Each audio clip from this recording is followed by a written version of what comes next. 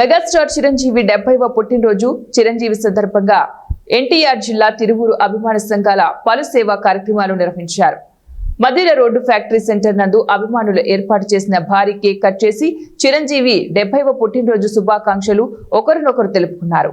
అభిమానులు చిరంజీవి పుట్టినరోజు సందర్భంగా పర్యావరణ పరిరక్షణ కొరకు రైతు బజార్లో చెట్లు నాటారు. అనాథాశ్రమం నందు వృద్ధులకు పిల్లలకు అన్నదాన కార్యక్రమాన్ని ఏర్పాటు చేశారు.